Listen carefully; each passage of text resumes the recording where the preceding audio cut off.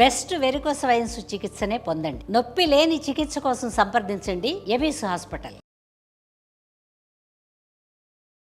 నమస్తే రమగారు. నమస్తే జయ. రమగారు, ఏదైనా నోవెల్ చెప్పుకుందామా? మాదిరెడ్డి సులోచన్ గారి కథలు చెప్తానన్నా కదా, భిన్న ధృవాలు బాగుంటుంది. చిన్నప్పుడు చాలా ఇష్టం ఇది నాకు. ఓకే. బాగుండేది, మంచి కథ, బాగా రాశారు. చిన్న తెలంగాణ మాండలికం, కొద్దిగా అక్కడక్కడ హైదరాబాదు కల్చరా? కల్చరు, హైదరాబాదు బ్యాక్గ్రౌండ్స్ ఎక్కువ అవి కనపడతాయి. ఈ భిన్న ధృవాలు కూడా పుస్తకం మనకి స్క్రిప్ట్లో దొరుకుతుంది. హాయిగా చదువుకోండి. కొనుక్కోగలిగితే ఎంత మంచిదో. నవోదయ బుక్ హౌస్లో 100% దొరుకుతుంది. ఆన్లైన్లో నవోదయాన్ని చూసుకుని వాళ్ళ ఫోన్ నెంబర్ చూసుకుని మీరు అడిగినా కూడా మాదిరెడ్డి సులోచన్ గారి పుస్తకాలు వాళ్ళ దగ్గర ఉంటాయి. భిన్న ధృవాలు కథ నిజంగానే విభిన్న ధృవాలైన ఒక యువతీ యువకుల కథ అన్నమాట.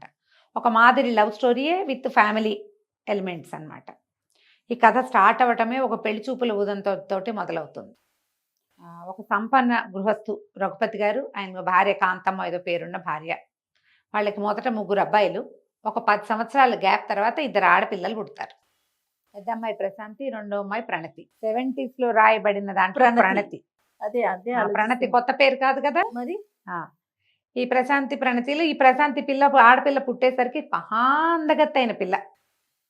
రెండో పిల్ల తండ్రి పోలిగా ఉంటుంది, సామాన్యంగా ఉంటుంది. పెద్ద పిల్ల చక్కటిది. ఆ పిల్ల పుట్టాక వాళ్ళకి చాలా కలిసి వచ్చింది. ఇల్లు కూడా కట్టారు. ప్రశాంతి నిలయం అని పేరు పెట్టుకుంటారు ఆ ఇంటికి. పెద్ద తల్లి చిన్న తల్లి అని పిలుస్తారు, అమిత ముద్దు.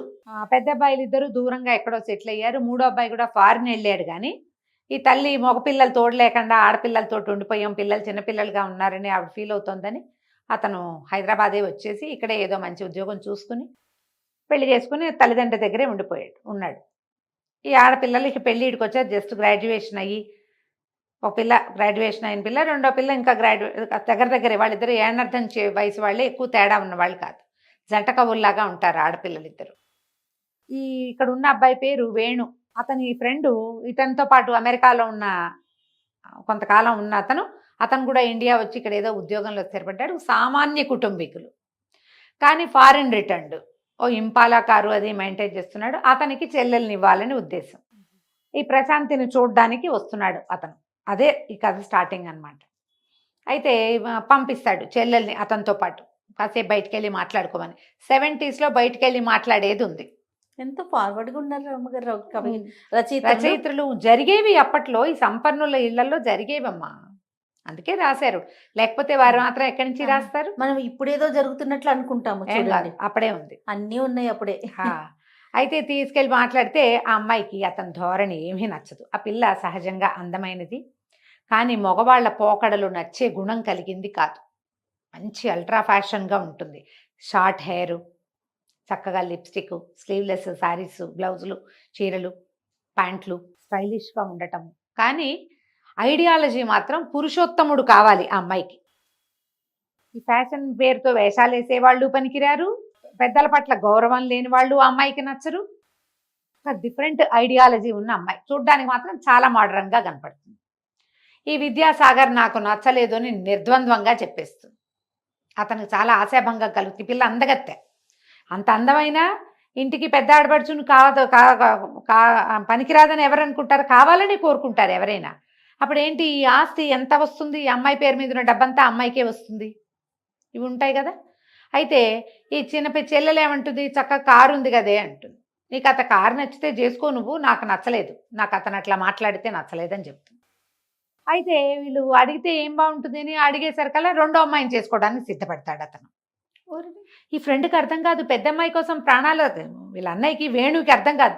పెద్ద సౌందర్యవతి అయిన ప్రశాంతి కోసం ప్రాణం వదిలేస్తానన్నవాడు సామాన్యంగా ఉన్న చిన్నపిల్లని అడుగుతాడేమిటి?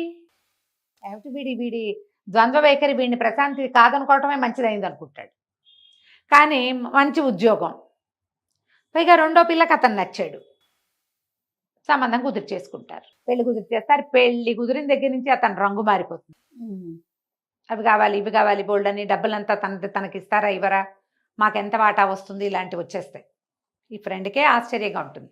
అయితే ఇతనికి ఒక వేణు పెళ్ళయింది కదా ఆఖరి అబ్బాయికి. అతని భార్య వాళ్ళ అక్కయ్య కొడుకు పుట్టినరోజుకి వెళ్తూ ఎవరు లేరు తోడని ఈ పెద్ద ఆడపడుచుని తీసుకెళ్తుంది ప్రశాంతి. తీసుకెళ్తే ఆ బర్త్‌డే పార్టీలో ఒక చిన్న అపశృతి ఎదురవుతుంది. ఒక కుర్రాడు ఎవరో ఈ అమ్మాయితో ఏదో విచిత్రంగా మాట్లాడతాడు. చెంపకాయ కొట్టేస్తుంది. ఆ టైంకి ఎవరొస్తారు? ఈ అమ్మాయి వదిన పేరేంటంటే సునంద. సునంద వాళ్ళ పిన్ని కొడుకు, కూతురు వస్తారు. అతని కోసం వీళ్ళందరూ వెయిట్ చేస్తుంటారు. మన్మోహన్ అతని పేరు. ఆ మోహన్ అందరూ మను కోసం చూస్తున్నాం అంటారు. తీరా వీళ్ళందరూ ఎదురు చూస్తున్న వాడు ఎవరంటే అతను ఒక లాల్చీగా వేసుకుని పంచ కట్టుకుని వస్తాడు.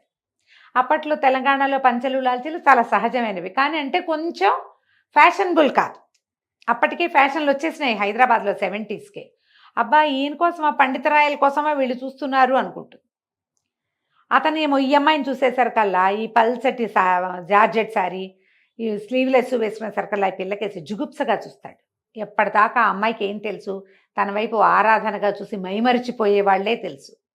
తను ఒక మనిషిలాగా చూడని వాడిని చూసేసరికల్లా ఈ పిల్లకి విచిత్రంగా ఉంటుంది. అతను మంచి ఒడ్డు పొడుగు హ్యాండ్సమ్గా ఉంటాడు. అతని బట్టలు ప్రవృత్తి కూడా వేరేగా ఉంటాయి. కానీ ఒక ఆకర్షణ కలుగుతుంది ఆ అమ్మాయికి. ఈ సందట్లో ఆ కుర్రాడు ఎవడో ఈ పిల్లని పలకరించి చెంపకాయ తింటాడు. ఎప్పుడైతే చెంపకాయ తిన్నాడో అందరూ చేరిపోతారు. ఇతను కేకలేస్తాడమ్మ. ఏం జరిగిందో తెలియదు కదా. ఏం జరిగిందంటే కూల్ డ్రింక్ తాగుతావా అంటే చెంపకాయ కొట్టింది అంటాడు ఆ అబ్బాయి. నిజం చెప్పడు. తను ఏమంటే ఆ అమ్మాయి అట్లా అన్నదో చెప్పడు. చెప్పపోయేసరికల్లా ఇతను ఈ పిల్ల ఏం చేస్తుంది, మళ్ళీ గబుక్కుని అబద్ధం చెప్తావా, నువ్వు అడిగింది అదేనా అని మళ్ళీ కొట్టేస్తుంది రెండో దెబ్బ. కొట్టేసరికి ఇతను గట్టిగా చేతులు పుచ్చేసుకుంటాడు, కేకలేస్తాడు. ఏంటి మర్యాద లేకుండా, మీకు కూడా కావాలా 2 చెంపకాయలు అంటూ. ఇంతలో ఏమవుతుంది, ఈ సునంద వాళ్ళ అక్కయ్య బావ అందరూ వచ్చి విడదీస్తారు, కేకలేస్తారు. ఆ పిల్ల కాస్త రయ్యమని కారెక్కేస్తుంది. సునంద వణికిపోతుంది. వాళ్ళ ఇంట్లో ఈ పిల్ల అంటే మహారాణి. వాళ్ళకి ఎవరికైనా తెలిస్తే ఏమైనా ఉందా, భయం వచ్చేస్తుంది. కానీ ఆ పిల్ల ఏం చెప్పదు ఆ ప్రశాంతి వాళ్ళకి. ఇంట్లో చెప్పకుండా ఊరుకుంటుంది. మర్నాడు అతను వచ్చి ఈ విషయం ఈ కుర్రాన్ని కనుక్కుని ఏం జరిగిందో వచ్చి వీళ్ళ ఇంటికి వచ్చి సారీ చెప్తాడు. నా వల్ల పొరపాటైంది, వాడు అంత దౌర్భాగ్యుడని నేను అనుకోలేదు. సునంద కూడా పోట్లాడుతుంది వాళ్ళ అన్నయ్యతోటి, వాళ్ళ పిన్ని కొడుకుతో. నన్ను కాపురం చేసుకొని ఇవ్వవా, ఈ పిల్ల అంటే పంచప్రాణాలరా, ఏదో చెప్పకుండా ఆగింది కాబట్టి, లేకపోతే మా మామగారు ఆకాశాన్ని భూమికి దింపేవారు అంటే అతనే వచ్చి సారీ చెప్తాడు. అతనితో కొంచెం ఫ్రెండ్షిప్ కుదురుతుంది. కానీ ఈ ప్రణతి చెల్లెలు గమనిస్తుంది, వీళ్ళిద్దరి మధ్య ఏదో ఒక ఆకర్షణ ఏర్పడింది అని తెలుస్తుంది. పెద్దగా నడవదు. ఈ లోపల ఆ అమ్మాయి ఏమో ఆ పెళ్లి సంబంధం కుదుర్చుకుంటుంది ఆ విద్యాసాగర్తో. ఇక పెళ్ళి అయ్యాక అతను ఈ అమ్మాయిని వేటాడడం మొదలు పెడతాడు మరిది. వీళ్ళు ఏమంటారు, అమ్మా నాన్న చెల్లెలకి పెళ్లి కుదిరిపోయింది కదా, నువ్వు కూడా ఏదైనా సంబంధానికి ఒప్పుకోమంటే వీళ్ళకి ఒక కజిన్ మావయ్య ఉంటాడు, ఆ కజిన్ మావయ్యని చేసుకోమంటారు. ఈ పిల్ల ఆ కజిన్ మావయ్యకి కూడా పడదు. ఈ రోజుల్లో ఏముందమ్మా, చెల్లాయికి దానికి నచ్చింది కదా దానికి చేసేయండి, నేను ఎంఎస్సీ పూర్తి చేసుకుంటే అప్పుడు నాకు చేతురు కానీ అని చెల్లెలు పెళ్లి లాగించేస్తుంది. ఆ పెళ్లిలో సెంటర్ ఆఫ్ అట్రాక్షన్ ఈ పిల్లే, పెద్దమ్మాయే. అయినా సరే పెళ్ళి అయిపోయింది. ఈ పెళ్ళి అయిన తర్వాత అతను ఏం చెప్తాడు, నేను చూడడం కోసమే మీ చెల్లెని చేసుకున్నానని చెప్తాడు. చెప్పేసరికి సాచి కొడుతుంది. ఇక అతను మర్చిపోడు దాన్ని. భార్యని ఇంటికి తీసుకెళ్ళాక ఈ వదిన గారి మీద అవాకులు చెవాకులు చెప్పేస్తాడు పెళ్ళానికి. భార్యని బాగా ముద్దుగా చూస్తాడు. మా ఆయన అబద్ధం ఎందుకు చెప్తాడు అనుకుంటుంది. ఇంటికి తీసుకొచ్చి అమ్మకి చెప్తుంది, ఎవరినో ప్రేమించింది, మా ఆయనే స్వయంగా చూశాడు, బతిమలాడింది నన్ను పెళ్లి చేసుకోమంటే మా ఆయన చేసుకోనని, మా ఆయన అక్కని రిజెక్ట్ చేసి మన కుటుంబం మీద గౌరవంతో నన్ను చేసుకున్నాడని చెప్తుంది. ఇది తిడుతుంది చెల్లెల్ని ప్రశాంతి. ఏం వాగుతున్నావు నువ్వు, మీ ఆయన ఒట్టి దౌర్భాగ్యుడు, నీ మొగుడు కాబట్టి చంపేసేదాన్ని, చెంపపగలు కొట్టినా మీ వాడికి బుద్ధి రాలేదు అనేసరిగా మా ఆయన ఎంత మాట అంటుందో చూడు, నా భర్తని ఎంత మాట అంటుందంటే తల్లి తిరుక్కునేస్తుంది. అల్లుడిని అట్లా అంటావా, మన ఇంటి అల్లుడు కదా అని కూతుర్ని ఎప్పుడు ఒక మాట కూడా అనరు కానీ చెంపకాయ కొట్టేస్తుంది కూతురు. ఇక అప్పటి నుంచి కుటుంబం అంతా వేటాడేస్తారు పెద్దమ్మాయిని. అల్లుడి మాట నమ్ముతారు. ఈ అమ్మాయికి చెడు తిరుగుళ్ళు ఉన్నాయని అప్పటిదాకా ఇది నిప్పు పొగరబోతుంది, ఎవ్వరికీ లొంగని పిల్ల ఎవరినో ప్రేమించి మోసపోయింది, అది అల్లుడికి తెలుసు. మన మీద మర్యాదతో మనకి చెప్పాడు, మన మీద మర్యాదతోటే చిన్నపిల్లని పెళ్లి చేసుకున్నాడు, స్నేహం కాదనకుండా. ఈ సినిమాతోటి ఈ పెద్దమ్మాయిని బయటికి వెళ్ళనివ్వరు, డ్రైవర్కి అన్నీ అప్పచెప్తారు, అది ఎక్కడికి వెళ్ళిందో వీళ్ళకి చెప్పాలి. అదేదో చెడు తిరుగుళ్ళకి పడుతోంది అనుకుంటారు. నిజంగానే ఆ పిల్ల నిప్పు. అన్నయ్యకి వదినకి దీన్ని నమ్మాలని ఉండదు, నమ్మాల్సి వస్తుంది. తల్లి అయితే చిన్న కూతురునే నమ్ముతుంది, తండ్రికి కాదు ఈ పిల్ల అట్లాంటిది కాదనిపిస్తూ ఉంటుంది. వాళ్ళకి తెలుసు కదా పొగరబోతు పిల్ల, మాట అంటే ఊరుకోదు, ఫ్యాషనబుల్గా ఉంటుంది. కానీ అమ్మాయి పద్ధతి మార్చేసుకుంటుంది. కాటన్ చీరలు కట్టుకోవటము, సింపుల్గా జుట్టు ముడేసుకోవటము, మెల్లిగా మార్పు వచ్చేస్తుంది. ఈ అమ్మాయిలో మార్పు వచ్చింది, అది మెతక వైఖరిని అవలంబిస్తోందని తెలుస్తుంది. కానీ తమకు తెలిసిపోయిందని మెతకబడింది అనుకుంటారు. అంతేగాని ఈ రెండో కుర్రాడు ఎవరైతే కనపడ్డాడో అతని ప్రేమలో ఈ అమ్మాయి పడిందేమో అని అనిపించదు. ఈ యూనివర్సిటీలో అతన్ని అప్పుడప్పుడు కలుసుకుంటుంది. అతన్ని కలిసినప్పుడల్లా కూడా వీళ్ళ ఇంట్లో ఏదో రగడవుతుంది. అతని మీద ఏముండదు, వాడెవడో మగవాడు అనుకుంటారు. చూసి ఇంకో సంబంధం కుదురుస్తారు. ఆ సంబంధం మాట్లాడేసరికల్లా ఆ సంబంధం పెళ్లి కొడుకుని ఈ విద్యాసాగర్ బయటికి తీసుకెళ్లి ఈ అమ్మాయి ప్రవర్తన మంచిది కాదని వాడికి కూడా చెప్తాడు. వాడు పెళ్లి మానుకుంటాడు. ఏం చేయాలో తెలీదు, పరువు పోయేలాగా ఉంది. చిన్నపిల్ల పెళ్ళైపోయింది, 3 నెలలు 6 నెలలు అయినా దీనికి సంబంధం కుదరదు. సరే, పాత సారథి ఉన్నాడు కదా వాళ్ళ కజిన్ మామయ్య, అతనికి పిల్లనిస్తామని పిలుస్తారు. మీ ఇష్టం అంటుంది. ఇక విసిగిపోయి వీళ్ళతోటి. ఎందుకంటే అమ్మా నాన్న దగ్గరికి తీయటం మానేశారు. అన్నయ్య చీతరించుకుంటాడు, చెల్లెలు మాట్లాడమనేసి అక్కా చెల్లి ఎంత పావురాల జంటలా ఉండేవాళ్ళు, ఒక ప్రాణంగా ఉండేవాళ్ళు. అలాంటిది అది కూడా పోయింది. ఇలా చాలా ఇంత మొహం చేసుకుని తిరుగుతుంది. ఈ యూనివర్సిటీలో కనపడుతుంటాడు మన్మోహన్, అతనితో మెల్లిగా స్నేహం అవుతుంది. వీళ్ళిద్దరికీ విడదీయరాని స్నేహం కలుస్తుంది. ఈ అమ్మాయి పరమ నిప్పు, చాలా ఖచ్చితమైంది. దీనికి ప్రత్యేకమైన అభిప్రాయాలు ఉన్నాయి జీవితం పట్ల. అవన్నీ ఆ అబ్బాయికి అర్థమవుతాయి బయటవాడికి. ఈ పుట్టినప్పటి నుంచి ఎత్తుకు పెంచిన వాళ్ళు ఒక్కళ్ళు కూడా ఆ పిల్లని నమ్మరు. బయట నుంచి వచ్చిన వార్తలు వినే ఆడపిల్లల్ని అవమానిస్తారు. కుటుంబాల్లో జరుగుతుంది ఇది. ఎవడైనా బయటవాడు చెప్పాడంటే ఇక పిల్లల్ని బతకనీరు. అవును. వాడు ఎందుకు చెప్తాడు అనుకుంటారు. అంతేగాని వాడు ఏ ఉద్దేశంతో చెప్పాడో వీళ్ళకి అర్థం కాదు. ఈ ప్రణతిని ఇచ్చారు కదా, పెళ్లి చేస్తారు. పెళ్లి చేస్తే ఈ పెళ్ళైన కొద్ది రోజులకే వాడు కారం వేస్తాడు మొగుడు. ఏ కారు చూసి మొగుడితో సరదాగా తిరుగుదాం అనుకుంటుందో కారు ఉండదు. ఈ అమ్మాయి ఎక్కువ వండితే ఇంతెందుకు వండావంటాడు. పరమ పిసినారి, ఏమీ వండనివాడు. ఆకుకూరలు వండుకోవాలంటాడు. మనం ఇల్లు కట్టుకోవాలి కాబట్టి గ్రాండ్గా లివింగ్ పనికిరాదంటాడు. ఇక్కడ పనికిరాదన్నవన్నీ అత్తవారింట్లో సుష్టుగా తింటాడు. ఎంతసేపు వాళ్ళ ఇంటికి వెళ్తాడు, ఈ వదిన గారిని ఏదో ఒకటి అంటాడు నలుగురు ముందు. ఆ అమ్మాయిది ఇప్పుడు వదిన గారి మీద చెణుకులు సరదా మాటలు మాట్లాడితే మిగిలిన వాళ్ళు నవ్వుతారు, ఈ పిల్ల చర్రమంటుంది. దాంతో దీనికి కేకలేస్తారు. జీవితం మిజరబుల్ అయిపోతుంది ఆ అమ్మాయికి పాపం.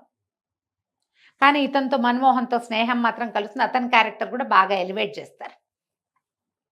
ఈ సారథిని పిలుస్తారు, సారథితో పెళ్లి సంబంధం కుదురుస్తారు. కుదిర్చిన తర్వాత ఏమవుతుంది, ఈ పెళ్లి సంబంధం ఒప్పుకుని మరి ఇంకేం చేస్తుంది. ఈ మన్మోహన్ని కూడా అతనికి చెప్పదు, నేను అంటే నాకు ఇష్టమని చెప్పదు. ప్రీతి కలిగి ఉంటుంది అంతే. అతను కూడా బయటపడ్డు. ఎప్పుడైతే ఈ సారథితో పెళ్లి సంబంధం అనగానే మీ ఇష్టం, మీరు ఏది కావాలంటే అదే, మీరు ఎవరిని తెచ్చినా చేసుకుంటారు, నా పెళ్ళి అవ్వటమే కదా, మీ పరువు పోకుండా ఉండాలి, మీ ఇష్టం అంట. సంబంధం కుదిరిపోతుంది. అతను వచ్చి సరదాగా ఏదో మాట్లాడిపోతాడు. వాళ్ళు చేసుకోమంటున్నారు, చేసుకుంటున్నాను మావయ్య అంతేనని చెప్తాను. ఈ విద్యాసాగర్ ఏం చేస్తాడు, సారథిని మన ఇంటికి రండి భోజనానికి అని పిలుస్తాడు. ప్రణతికి తెలీదు తన భర్త ఇంటెన్షన్ పాపం. వాళ్ళిద్దరు అందరి భోజనాలు అయ్యాక ఆ అమ్మాయికి అప్పుడే నెలతెప్పు ఉంటుంది. భర్తకి చెప్దామనుకుంటే మామయ్య వచ్చేసాడు. తర్వాత చెప్దామనుకుంటుంది. వాళ్ళిద్దరు కబుర్లు చెప్పుకుంటారు, నువ్వు పోయి పడుకోమంటారు. ఈ పడుకున్న పిల్లకి వామిటింగ్ సెన్సేషన్గా ఉండి నిద్ర పట్టక బయటకు వస్తుంది. బయటకు వచ్చేసరికల్లా ఆ సారథికి ఇతను ఈ అమ్మాయి మంచిది కాదని విద్యాసాగర్ చెప్పేది. ఈ అమ్మాయి ప్రణతి భర్త చెప్తాడు, మా వదిన గారి క్యారెక్టర్ మంచిది కాదు, అందుకే మీకు అంటగడుతున్నారు అనేసరికల్లా లోపల నుంచి బయటకు వస్తుంది. మీకు గుర్తుందా, పెళ్లి కుదిరింది, మీరు ఇట్లా మాట్లాడతారా, ఇది ఎంత తప్పు అంటే, ఇంతకుముందు సంబంధం కూడా మీరే చెడగొట్టారా, ఎందుకు ఇట్లా చేస్తున్నారంటే అప్పుడు అతను బయటపడిపోతాడు. మీ అక్క నన్ను చెంపకాయ కొట్టింది, పగ తీర్చుకుంటున్నాను. చెంపకాయ ఎందుకు కొట్టిందండి, అది మిమ్మల్ని ఎందుకు కొడుతుంది మా అక్కయ్య మిమ్మల్ని అంటే, నేను ఇప్పుడు ఆ అమ్మాయి మీద మనసు పెట్టుకుని నిన్ను చేసుకున్నాను అని బయటపడతాడు. పడేసరికల్లా పిచ్చిగా ఏడుస్తుంది. ఒక్క ప్రాణంగా ఉన్నావు అక్క చెల్లి, మమ్మల్ని చెడగొట్టావు నువ్వు, దాన్ని బతకనివ్వకుండా చేసావు, ఎక్కడ పంచప్రాణాలుగా పెంచిన వాళ్ళు అసలు దాన్ని శత్రువులు అయిపోయారు, ఎంత మిజరబుల్ చేసావు, నీ ఆశపోత్తనం వల్ల కాదా ఇదంతా జరిగింది. ఓ పిల్లని అడిగావు, అది ఒప్పుకోలేదు, వదిలేయాలి. ఇక పిచ్చిదానిలాగా ఏడుస్తుంది. ఇతనికి భయం వేస్తుంది. ఆ అమ్మాయి వల్ల ఇతనికి చక్కటి ఇల్లు వాకిలి ఏర్పడ్డాయి.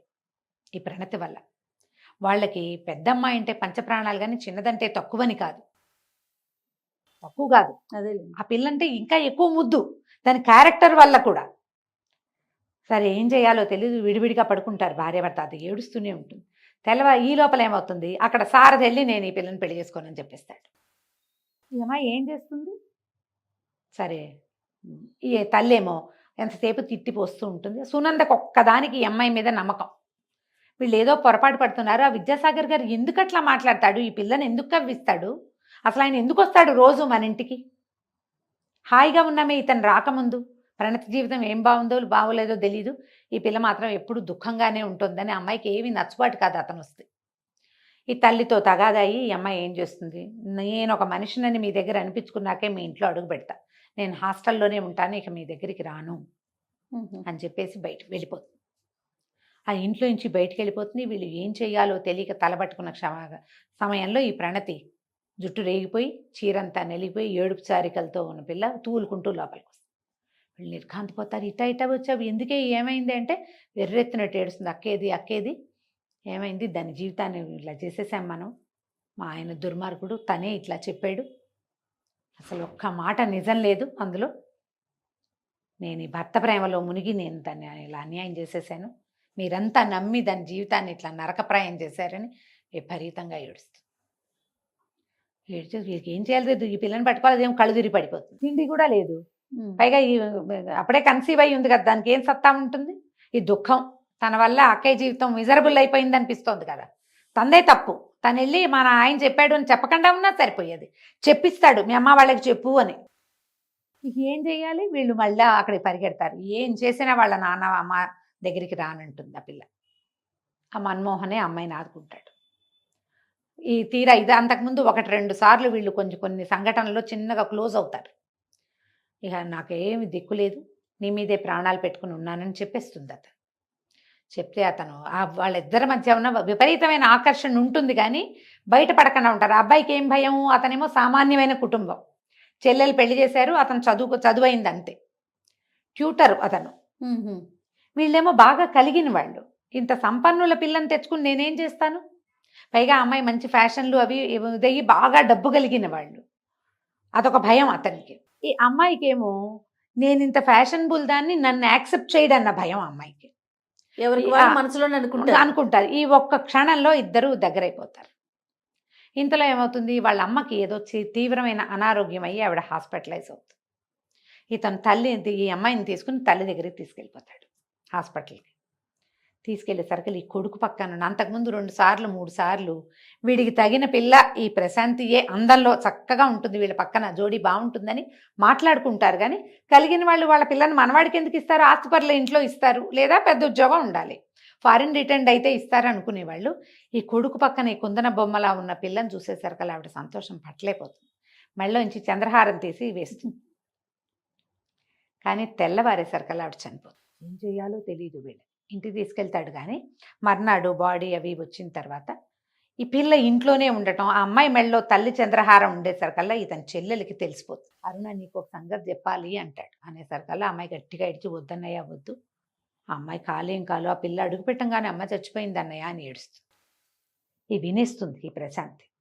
వినేసరికి ఇక జన్మంతా నేను ఇది మొయ్యాలి కదా, బతికున్నంత కాలం వీళ్ళ అమ్మ మరణానికి కారణం నేనే, ఈ మాటనే మోసుకోవాలని ఇక నేను వాళ్ళ పుట్టింటికి నేను పనికి రాలేదు, వాళ్ళ దగ్గర నా చెడ్డ పేరే వచ్చింది, ఇతని దగ్గరకు వస్తే ఇతని పరిస్థితి కూడా ఇలాగే వచ్చిందే, కామ్గా వెళ్ళిపోతుంది బయటికి. అతను కూడా ఈ మరణం తర్వాత ఈ ఇంట్లో హడావిళ్ళు వీటితోటి ఆ అమ్మాయిని పెద్దగా చేయడు. చల్లగా ఏం చేస్తుందంటే ఈ ఎంఎస్సీ అయ్యింది కదా, చుట్టుపక్కల ఊళ్ళలో ఎక్కడ ఉద్యోగం వేకెన్సీ ఉందో చూసుకొని ఒక పల్లెటూరుకి వెళ్ళిపోతుంది. ఆ గొలుసు పొట్లం కట్టి ఇతనికి పంపించి ఉత్తరం రాస్తుంది, నేను వాళ్ళకి మా పుట్టింటికి పనికి రాలేదు, నీకు కూడా నేను చెడ్డ పేరు తేలేను, నీ జీవితం ఇంకో రకంగా వెళ్తుంది, నీతో ఉన్న కొద్ది సమయం, నీతో కలిపిన అన్ని క్షణాలు నేను గుర్తుపెట్టుకుని ఉంచుకుంటాను, ఎటుపోతుందో నా జీవితం, నా దారిని నన్ను పోనివ్వు, నన్ను కట్టుకుని నువ్వు మళ్ళీ ఈ పేరు నువ్వు పెట్టుకోవద్దు, మీ చెల్లెలకి మొహం చూపించలేను నేను. ఎప్పుడైతే ఈ ఉత్తరం చూశారో వాళ్ళకి వెంటనే అర్థమవుతుంది ఈ అమ్మాయి ఇట్లా దాటేసింది అని. వెళ్ళిపోయింది అవతలకి. చెల్లెలు కూడా చాలా హర్ట్ అవుతుంది. డాక్టర్ చెప్తాడు ఈవిడికి హార్ట్ అటాక్ వచ్చే ఉంది, అందుకే హాస్పిటలైజ్ అయింది, 2వ అటాక్ వచ్చింది, సడన్గా ఏమీ జరగలేదు, వస్తుందని తెలుసు, మేము ఇచ్చిన ఇంజెక్షన్ ఆవిడని ఆపలేకపోయింది వృద్ధాప్యం వల్ల. చాలా కించగా ఫీల్ అవుతుంది చెల్లెలు భర్త. పదండి అమ్మాయి ఎక్కడుందో వెతుకుదాం అంటారు. అప్పటికే ట్రైన్ వెళ్ళిపోతుంది, అమ్మాయి దొరకదు వీళ్ళకి. ఈ అమ్మాయి ఒక పల్లెటూరు చేరుతుంది. సులోచన గారితో ఒక వెరైటీ స్టైల్ చెప్పే కదా నేను, చుట్టుపక్కలవన్నీ తెలియజేస్తారు. ఈ అమ్మాయి ఓ పల్లెటూరు, ఆ ఊళ్ళో ఉన్న జీవన విధానం, ఒక చిన్న లివింగ్ స్టైలు, ఒక పాతకాలపు ఇంట్లో పక్కన ఉండటం కొంచెం చూపిస్తారు. ఒకరోజు తలుపు తీసేసరికల్లా ఈ మన్మోహన్ ప్రత్యక్షం అవుతాడు. ఈ వచ్చిన కుర్రాన్ని చూసి వాళ్ళేమనుకుంటారు, ఆ కాలంలో ఏమిటి ఈ పెళ్ళిడు పిల్లలు వేరే ఊళ్ళల్లో ఉండటాలు అవి లేవు, పెళ్లి కుదిరిపోయి వచ్చింది అట్లా చెప్పుకుంటారు. ఆ అమ్మాయి కోసం ఒక కుర్రాడు వచ్చేసరికల్లా ఆ కుర్రాడు ఈ అమ్మాయి కాబోయే మొగుడని చెప్పుకుంటారు. ఈ అమ్మాయి నేను రాను నీతోటి అంట, నువ్వు పెళ్లి చేసుకో, వీళ్ళతో పాటు యూనివర్సిటీలో ఇంకో పిల్ల ఉంటుంది, తన వెనకాల పడి తిరుగుతూ ఉంటుంది, దాన్ని చేసుకోమంటే అంతకుముందు వీళ్ళ మధ్య ఒక కథ నడుస్తుంది. నేను అవన్నీ చెప్పట్లా, గబగబా చెప్పేస్తున్నాను. అదే అయితే ఆ కథలో ఆ పిల్లకి అతను చెప్తాడు, నీ మీద నాకు అటువంటి ఉద్దేశం లేదు, నేను పెళ్లి చేసుకోను, నాకు ఈ పిల్ల మీద ప్రేమ ఉంది, ఒకవేళ కుదిరితే కుదురుతుంది, కుదరకపోతే నేను ఇలాగే ఉంటా కానీ నిన్ను మాత్రం నేను చేసుకోను. దాంతో ఆ అమ్మాయి వీళ్ళతో స్నేహంగానే ఉంటుంది. ఈ గొలుసు ఆ ఉత్తరము ఆ పిల్లే పట్టుకొస్తుంది ఈయన దగ్గరికి. ఏమనుకుంటుంది, అతన్ని అమ్మాయిని పెళ్లి చేసుకో అంటే, సరే నేను అన్ని ముహూర్తాలు అవి పెట్టుకున్నాక ఉత్తరం రాస్తాను, ఆ రోజు పెళ్లికి వస్తావా అంటాడు. త్యాగమయ్యి కదా ఈ అమ్మాయి, నేను వస్తానులే అని చెప్తుంది. సరే ఉత్తరం రాస్తాడు, పెళ్లి కూతురు సిద్ధమైంది, పెళ్లికి ఏర్పాట్లు అయిపోయినాయి రమ్మంటాడు. రమ్మనేసరికి సరే ఉత్తరం చూసుకుని బయలుదేరుతుంది. రైల్వే స్టేషన్కి వచ్చి తీసుకెళ్తాడు. నువ్వు పెళ్ళికొడుకు కదా, నువ్వెందుకు వచ్చావు అంట. పెళ్ళికొడుకుని అయితే ఏంటంటే, నువ్వు స్నేహితురాలు కదా, మన ఇద్దరం ఉత్తరాలు రాసుకున్నాం ఇప్పటిదాకా, పెళ్ళికి తీసుకెళ్ళకపోతే ఎట్లా నిన్ను అని తీసుకుపోతాడు. తీసుకెళ్తే అందరూ ఒకటే రకం చీరలు కట్టుకుంటారు, అతని చెల్లెలు ఆ స్నేహితురాలు ఒకటే రకం చీరలు ఉంటారు, ఈ అమ్మాయి కూడా అట్టడిదే ఒక మంచి పట్టు చీర కట్టబెడతారు. వెళ్ళిన తర్వాత పైకి స్టేజ్ మీదకి వెళ్ళాక, పెద్ద స్టేజ్ ఏమి ఉండదు, ఒక దేవాలయం లాంటి చోట పెళ్ళి, తాలిబొట్టు కట్టండి అనగానే ఎత్తి అమ్మాయి మెళ్ళ, ఇదేమిటి నా మెళ్ళో కడుతున్నావు, దీని మెళ్ళో కట్టవా అంటే, ముందు నువ్వు కట్టించుకో, తర్వాత నేను కట్టించుకుంటానులే అని చెప్తున్నా, నీతోటే పెళ్ళి అని చెప్తాడు. పెళ్లి చేసేసుకుంటాడు అమ్మాయి. నువ్వు చెప్పావు కదా మీ అమ్మ నాన్నకి, మీ దగ్గరికి వచ్చే అర్హత సంపాదించుకొని వస్తానని, పదమ్మ ఇంటికి వెళ్దాం, మీ అమ్మ వాళ్ళ ఇంటికి వెళ్దామని చెప్తాడు. వాళ్ళు తీసుకెళ్ళి వాళ్ళ ఇంట్లో అమ్మాయిని చూపిస్తాడు. వాళ్ళ అమ్మ నాన్న వాళ్ళందరికీ తెలుసు ఇతను ఆ పిల్లని పెళ్లి చేసుకుంటాడని. ఈ ప్రణతి భర్త విద్యాసాగర్ ఉన్నాడు కదా, అతను ఇంక ఏం చెయ్యాలో తెలీదు, ఇది కచ్చ కొద్దీ చేశాడు ఈ పని, అంతే. అమ్మాయి జీవితం మిజరబుల్ చేసేశాడు, తన జీవితము పోయింది, ఆ పిల్ల పుట్టింటికి వెళ్ళిపోతుంది. నీ మొహం నేను చూడనని చెప్తుంది. ఆల్రెడీ గర్భవతి. ఆ రోజుల్లో ఈ విడాకులు లేవు, సైలెంట్గా ఉండిపోవటమే. వారి పెద్దింటి వాళ్ళు పొరపాటు చేశాడు, అతను క్షమించమంటున్నాడు, ఫారిన్ వెళ్ళి ఏదో సంపాదించుకొస్తాడు, కొన్నాళ్ళు ఫారిన్ వెళ్తాడు, వీళ్ళు బతిమలాడి మళ్ళీ ఆ అమ్మాయికి ఇతనికి సై వచ్చి కుదురుస్తారు. ఇంత ఈర్ష్య, నీ ఈర్ష్య కదా ఇది పాడు చేస్తుంది, నీ ఆశపోతనం, నీ ఈర్ష్య వల్ల నన్ను చేసుకోవాల్సి వచ్చింది, తన జీవితం పాడు చేసేసావు. మా ఇంట్లో అంతా ఇప్పుడు నేను ఎలా తలెత్తుకుని ఉండగలను, నా అక్క నాకు ఎట్లా దొరుకుతుంది అని చాలా హర్ట్ అవుతుంది ఆ అమ్మాయి. కానీ వీడికి ఒక 6 నెలలు 8 నెలలు కలిసి ఉంటారు, సంవత్సరం కలిసి ఉన్నారు కదా, భార్య మీద చాలా ప్రీతి ఏర్పడుతుంది. అమ్మాయి వల్ల తన జీవితం అంతా మారింది. అంత అక్కంత సౌందర్యవతి కాదు, కానీ ఇది ప్రేమగా ఉండే పిల్ల. ఈ కడుపుతో ఉన్న భార్యను వదిలిపెట్టుకోవడం అతనికి ఇష్టం ఉండదు, ఎలాగో అది దొరికేది లేదు సౌందర్యవతి, ఈ దొరికిన నిదానాన్ని పాడు చేసుకుంటే ఎట్లా. మెల్లిగా భార్యతో అతను కూడా రాజీ పడతాడు, ఏదో ఫారెన్ బయలుదేరుతాడు, తీసుకెళ్ళి ఎయిర్పోర్ట్ తీసుకెళ్ళి భార్య భర్తని ఒకళ్ళ మొహాలు ఒకళ్ళు చూపిస్తారు. అమ్మాయి పుట్టింట్లోనే ఉంటుంది. ఈ పెద్ద అమ్మాయిని కూడా తీసుకొచ్చి అల్లుడు చూపిస్తాడు. ఈ మన్మోహన్ క్యారెక్టర్ని చాలా డిఫరెంట్గా ప్రజెంట్ చేస్తారు. స్ట్రాంగ్ పర్సనాలిటీగా, ఇతరులకి సహాయం చేసేవాడుగా, మర్యాదస్తుడుగా, ఆడపిల్లలు కోరుకునేది ఇలాంటి వాళ్ళని. నీకోసం నేనేమైనా చేస్తా అని చెప్తాడు విద్యాసాగర్ మొట్టమొదట ప్రశాంతికి. మా అమ్మ నాన్న వద్దన్నా, మా అక్క బావని వద్దన్నా, సరే నువ్వే కావాలి నాకని చెప్తాడు. ఈ నువ్వే కావాలనే వాడిని ఎప్పుడూ నమ్మద్దు, వాడు స్వార్థపరుడుగా ఉంటాడని తెలియజేస్తారు. ఈ రోజుకి నువ్వు ఒప్పుకోవటం కోసం నీకేదైనా చెప్తాడు వాడు. నువ్వు ఎలాగైనా ఉండు, నేను ఇలాగే ఉంటా అని చెప్పేవాడే నిజమైన మనిషి. వాడితోటి జీవితం బాగుంటుంది, వాడు మనిషిగా ఉంటాడు ఎప్పటికీ. ఈ అండర్ కరెంట్ లైన్ తోటి ఈ కథ నడుస్తుంది. ఆ అబ్బాయిని మొదటి రోజున పంచాలాల్చి వేసుకున్నప్పుడు ఎలాంటి క్యారెక్టర్ని చూపిస్తారో, పెళ్లి చేసుకునేదాకా అదే క్యారెక్టర్లో చూపిస్తారు. చక్కగా రాస్తారు. కథ ఎంత బాగుంటుందో. మధ్యలో మనకి విద్యాసాగర్ మీద ఒళ్ళు మంటగా ఉంటుంది, ప్రశాంత్ మీద జాలేస్తుంది, వాళ్ళ అమ్మా నాన్న ఇదేమిటి వీళ్ళు ఇలా ఉన్నారు అనిపిస్తూ ఉంటుంది. కానీ కథ అయితే చక్కగా నడుస్తుంది. దొరికితే చదవండి, లేదా ఇది విని సంతోషించండి. చాలా చాలా బాగుందండి. నమస్తే.